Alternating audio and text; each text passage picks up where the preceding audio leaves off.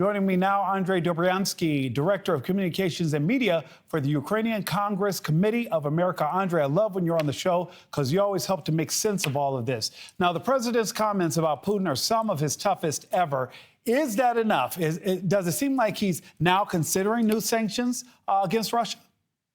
I think that some people have the opinion that there are tough words coming out, and yet at the same time, President Trump admitted publicly yesterday that he has been protecting Russia from further harsher actions against it. So there's not that much harshness. And in fact, he also repeated a lot of rhetoric against President Zelensky in the last couple of days, which is why I think today and yesterday, I'm seeing an uptick in both American policymakers, people on the news, specifically the Wall Street Journal, calling for President Trump to realize that this is a crossroads for him. And this rhetoric that's been going back and forth, you showed a couple of social media posts from Russia. They are openly mocking him on Russia Today and other channels, saying that he's just going to change his mind the next day. And this is why this is a crossroads for President Trump. It's not enough to just say, that you're working towards something that he declared 127 days ago he would finish in one day. Now we're at a point where not only is he unable to get that ceasefire for 30 days that he's been demanding, that Ukraine agreed to at the beginning of March, and 9,000 bombs have been launched at Ukraine since that time.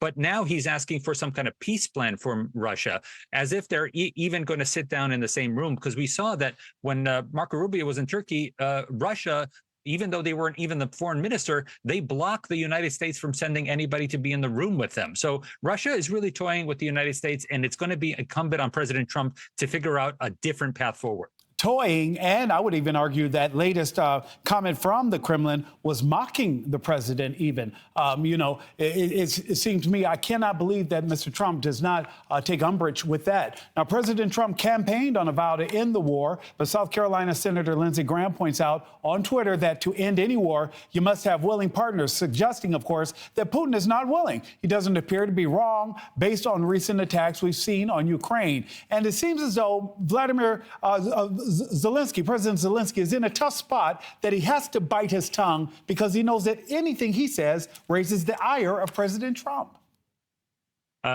Ukraine is that good family member that's always going to be there for the United States for now. And same thing with the Western allies. There's many people around the world telling the Western alliance to give up on Trump, give up on the United States.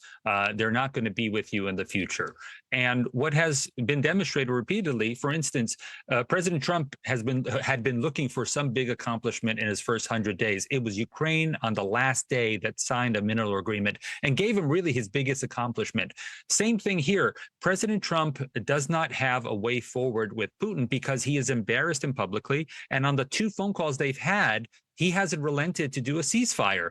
So who is left for President Trump to work with? Like you said, you got to turn to your friends and allies. So in the next 2 weeks, in the next 3 weeks, we're going to see not only the big parade in Washington, but President Trump's going to sit down with the G7, and President Zelensky might be invited to that meeting in Canada. President Trump is then going to travel to the NATO summit.